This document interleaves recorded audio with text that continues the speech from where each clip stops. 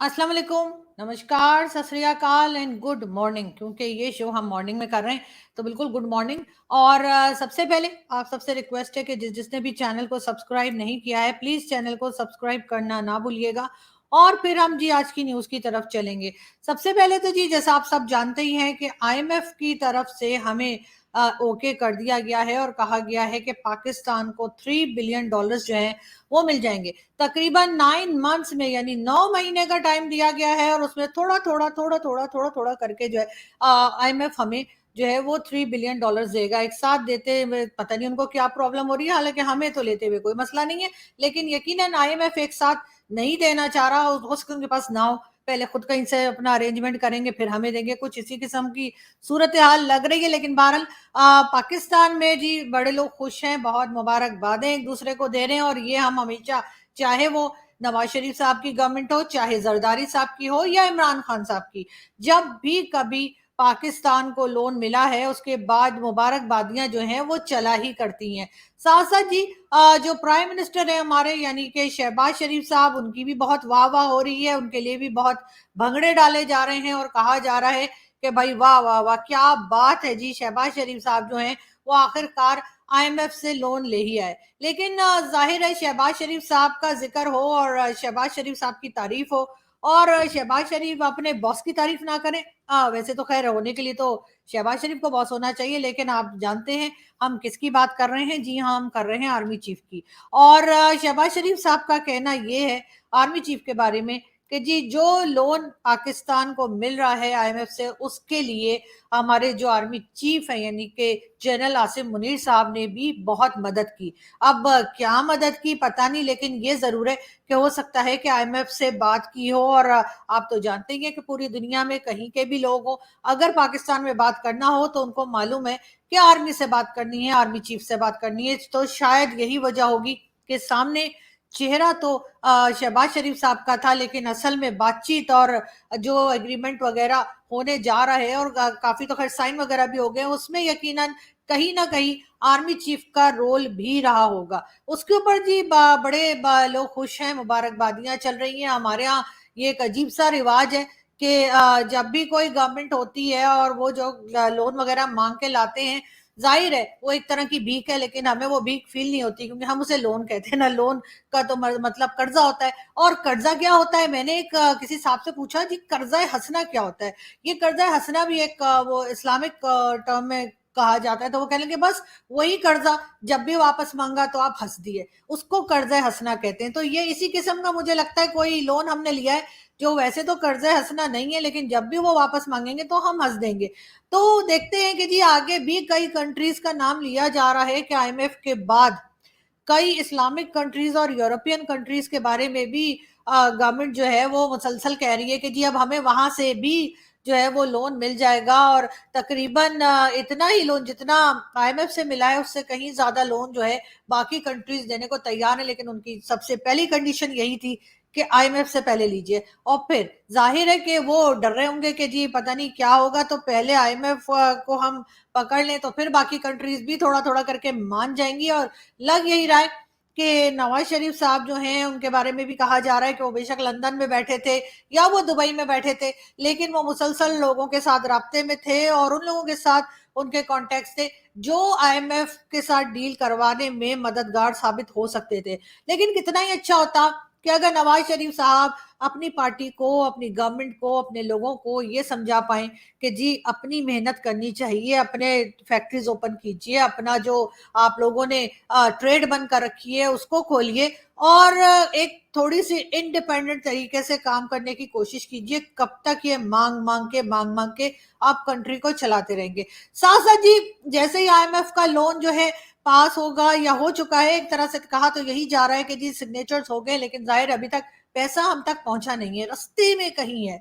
उसके साथ ही जी लंदन की प्रॉपर्टीज, कनाडा की प्रॉपर्टीज, अमेरिका की प्रॉपर्टीज, यूके की प्रॉपर्टीज, सबके दाम एकदम से बढ़ जाएंगे। और उसकी वजह आप सब जानते ही हैं कि जाहिर है कि वो पैसा यहाँ आएगा और कई बार तो वो पैसा वहां से वहां ही अमेरिका में ही वापस पहुंच जाएगा। ये बात शायद आईएमएफ को भी मालूम है, लेकिन इस बार कहा यही जा रहा है कि आईएमएफ थोड़ा मॉनिटर करेगा और आईएमएफ भी थोड़ी सी नजर रखेगा कि आखिर ये पैसा जो है जिस काम के लिए लिया जा रहा है, जो कहानियां सुनाकर ये पैसा लिया गया है, क्या वैसा ही होगा या नहीं। इमरान खान साहब का ब्लड प्रेशर यकीनन ऊपर नीचे हो रहा होगा, क्योंकि खान साहब बहुत ज्यादा खुश नहीं है इस बात से कि आईएमएफ से लोन मिल गया है। साथ साथ ये भी कहा जा रहा है कि पाकिस्तान ने वैसे तो काफी सारे एयरपोर्ट्स, आपको मैंने पहले भी बताया था कि चाइना को दे दिए गए हैं, मगर कुछ जो बच गए हैं उसके लिए बात की जा रही है यूएई से। और कहा यह जा रहा है कि जी यूएई जो है वो एयरपोर्ट्स पाकिस्तान के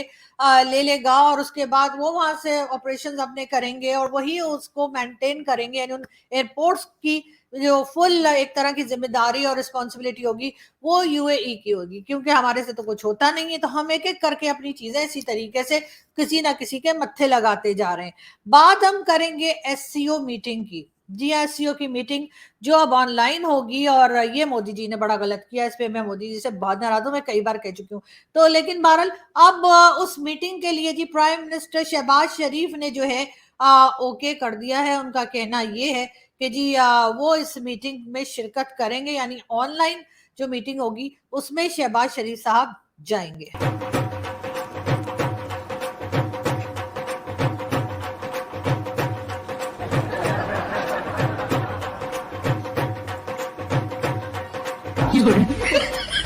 रानी बाबू।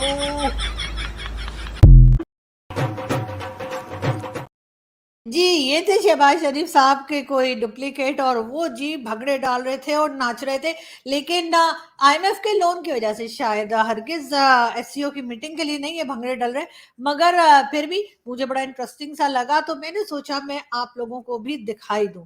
लेकिन बहरहाल हम चलते हैं अगली न्यूज की तरफ, और हम आपको ये भी बता दें कि जी गवर्नमेंट ऑफ पाकिस्तान ने ये कहा है कि फाइनेंस एक्ट 2023-2024 जो है वो लगा दिया गया है। अब ये क्या होता है मुझे क्या पता है जी, आप लोगों को भी अजीब लोग हैं, मतलब आपको मैं न्यूज भी बताऊं फिर उसका मतलब भी समझाऊं, ये तो ऐसे ही हो गया जैसे मैं कोई जोक बताऊं और उसके बाद ये भी बताऊं कि हंसना कहाँ था। नहीं देखिए, बात सारी ये है कि इसको मैं थोड़ा बहुत जो मैं समझ सकी हूँ, और वो ये कि जी टैक्सेस, नए टैक्सेस लगाए जाएंगे 415 बिलियन रुपीस के नए टैक्सेस जो हैं वो आम पब्लिक मेरे जैसी जो है ना, हम लोगों के सर पे मारे जाएंगे, और वो टैक्सेस जो हैं ये लगाए जा रहे हैं आईएमएफ के कहने पे। आईएमएफ ने ये कहा है कि जी आप ये टैक्सेस मजीद बढ़ाएं, और यूटिलिटी बिल्स भी अब ज्यादा आया करेंगे लोगों के लिए, और इसलिए लोग जो है ज्यादा पंखे शंखे और एसीज ऑन ना करें तो बेहतर होगा, वरना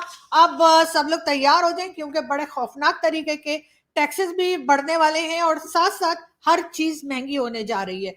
वैसे तो खैर गवर्नमेंट का कहना यह है कि वो कंट्रोल कर लेंगे डॉलर की प्राइस को, लेकिन फिलहाल मैं आपको ये बता दूं, डीजल जो है वो 7.5 रुपए महंगा कर दिया गया है। जी हाँ, पेट्रोल प्राइस को तो अभी टच नहीं किया गया है, लेकिन डीजल प्राइस जो है वो गवर्नमेंट ने 7.5 रुपए बढ़ा दी है। बिलावल भुट्टो जरदारी, हमारे फॉरेन मिनिस्टर बिलावल भुट्टो जरदारी, जी हाँ आजकल जापान के विजिट पर हैं, और वहां पर उनको पाकिस्तान के जो एम्बेसडर हैं जापान में, उन्होंने और उनकी फैमिली ने, उनके स्टाफ ने, और मतलब ये समझिए कि अपने ही सारे लोगों ने रिसीव किया है। और कहा यह जा रहा है कि वो जापान जो है वो जी गए हैं, यानी कि वहाँ की गवर्नमेंट की रिक्वेस्ट पे वो गए हैं वहां मिलने के लिए।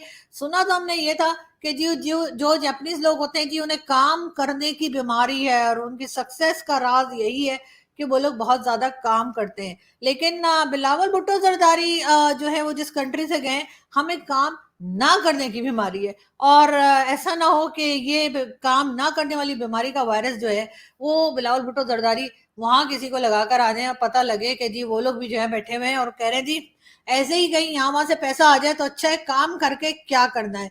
मगर देखते हैं कि क्या होता है। फिलहाल तो सब वाह वाह कर रहे हैं जी हमारे जो प्राइम मिनिस्टर है शहबाज शरीफ साहब की, और उनका कहना ये है कि आईएमएफ की मैनेजिंग डायरेक्टर से मिलकर उन्होंने तो जी कमाल ही कर दिया।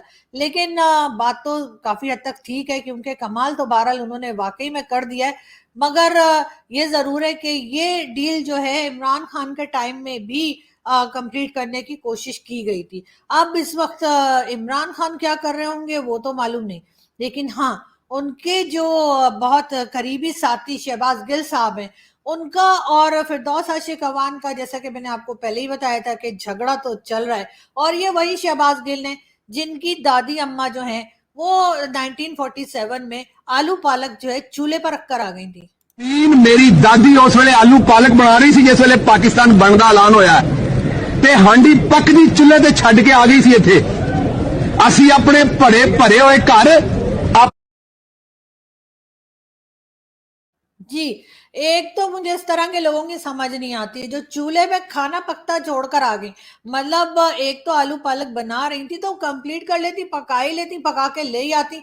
बहुत से लोगों का कहना ये भी है कि जी इनकी दादी को आलू पालक की सब्जी वहां पकते छोड़कर आने के बजाय शहबाज गिल साहब के अब्बा को छोड़ के आ जाना चाहिए था, इसलिए कि ना वो आए होते, ना शहबाज गिल आए होते और ना ये तमाशे चल रहे होते जो इस वक्त पाकिस्तान में चल रहे हैं, और ना ये पीटीआई के मेंबर बने होते। फिलहाल खैर ये अमेरिका में बैठे हैं और वहां से मुसलसल शहबाज गिल साहब जो हैं वो कभी हमारे जो सीनियर जर्नलिस्ट हैं मतीउल्लाह जान साहब, जो जिनकी सभी रिस्पेक्ट करते हैं, सबको पता है कि वो एक ईमानदार जर्नलिस्ट हैं, कभी उनके ऊपर अटैक कर रहे होते हैं और कभी वो जो है फिरदौस आशिक अवान जो है उनके पीछे पड़े होते हैं। खैर फिरदौस आशिक अवान पहले इनके साथ पीटीआई में रह भी चुकी हैं, तो ये दो पॉलिटिशियंस आपस में अगर लड़ना चाहते हैं तो शौक से लड़िए, लेकिन कम से कम हमारे जो चंद गिने चुने बेहतरीन जर्नलिस्ट हैं उनका पीछा छोड़ दीजिए। मैं ये जरूर शहबाज गिल साहब से कहूंगी और मेरा ख्याल है कि कहीं ना कहीं से मेरी आवाज उन तक पहुंच जानी चाहिए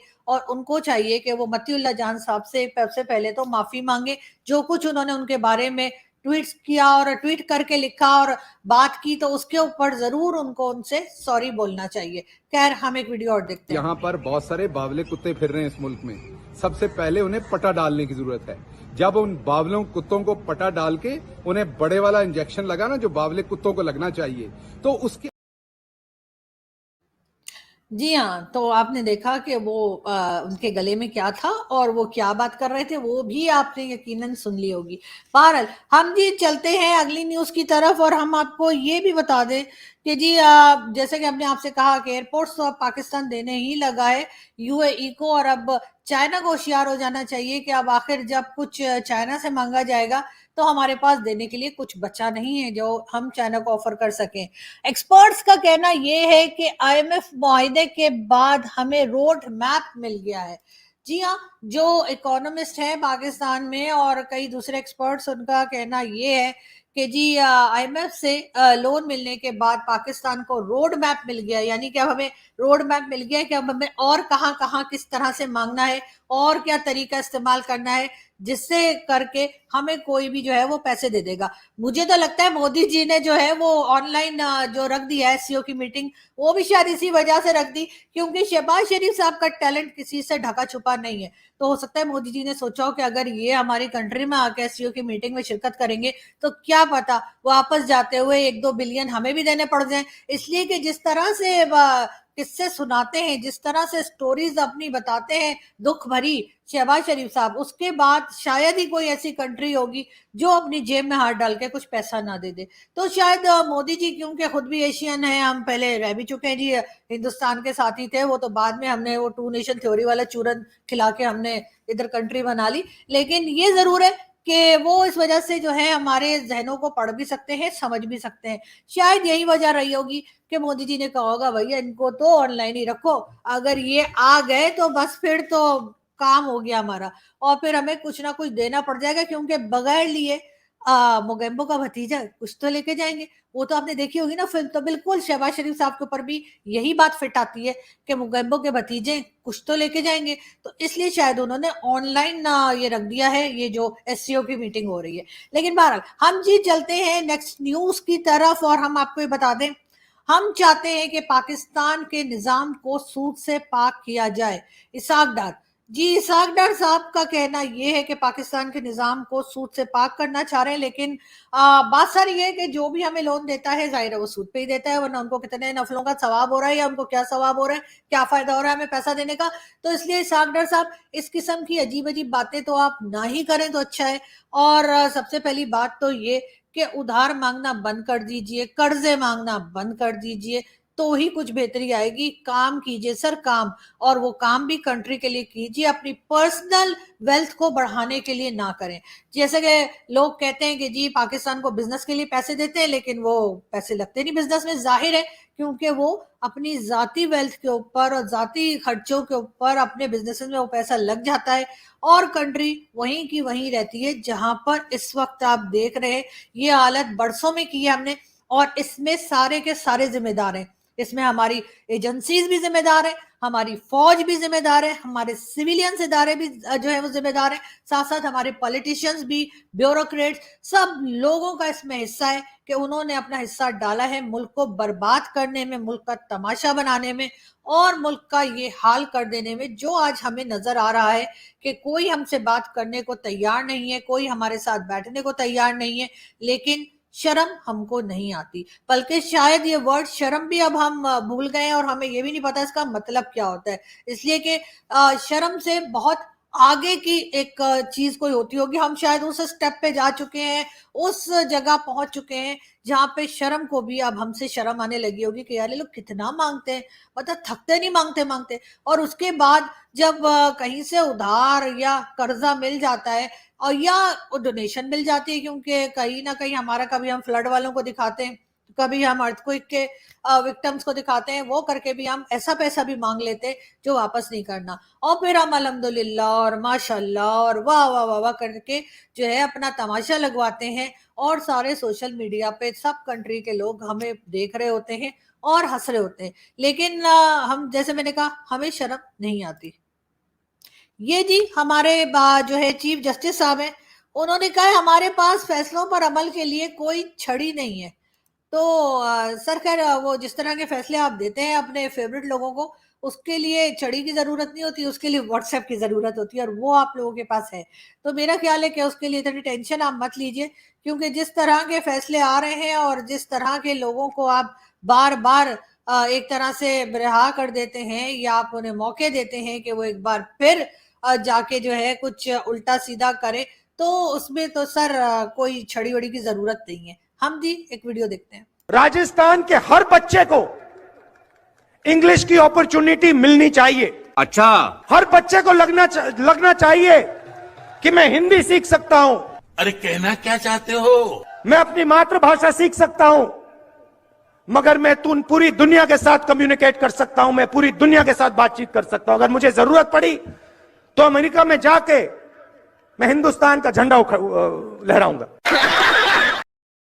जी, तो ये थे राहुल गांधी। अब मुझे नहीं पता किसी को पसंद हो ना हो, मैं तो इनकी बहुत बड़ी फैन हो गई हूँ। इनके जिस तरह के क्लिप्स आते हैं और जिस तरह की बातें करते हैं, वो देखकर मुझे तो बहुत मजा आता है। और आप सबसे मेरी रिक्वेस्ट है कि जिसको भी कोई इंटरेस्टिंग किस्म का क्लिप मिले इनका, राहुल गांधी जी का, तो प्लीज आप लोग मुझे इनबॉक्स भेज दिया करें। और बड़ा मजा आता है, बड़े मतलब नेचुरल स्टाइल में बात करते हैं, चाहे उल्टा सुल्टा ही बोल रहे हो, लेकिन बड़ा मजा आता है इनकी क्लिप्स देखकर। बहरहाल हम जी चलते हैं, और आपसे मुलाकात होगी नेक्स्ट वीडियो में। अपना बहुत सारा ख्याल रखिएगा। लेकिन कहाँ जा रहे हैं? खान साहब को तो सुन लीजिए। मैं हूं पठान, पैदा हुआ हूं पंजाब में, और मेरी 500 साल से खानदान पंजाब में थे। वालिद का जो खानदान है वो न्याजी है, वो हमेशा मियां वाली के में रहा है। वालदा की जो सारी फैमिली थी वो हिंदुस्तान में थी। मैं क्या हूं फिर? आप बता दें मैं क्या। आप अगर किसी को समझ आई होगा खान साहब क्या है, तो हमें भी बता दिएगा, इसलिए कि हम कहेंगे तो फिर खान साहब को और उनके सपोर्टर्स को बुरा लग जाएगा। लेकिन बहरहाल अगर आप लोगों को समझ आ रही है कि खान साहब क्या है, तो हमें भी बताइएगा। यहाँ से हम चलते हैं, अपना बहुत सारा ख्याल रखिएगा और हमारे चैनल को सब्सक्राइब करना ना भूलिएगा। Thank you.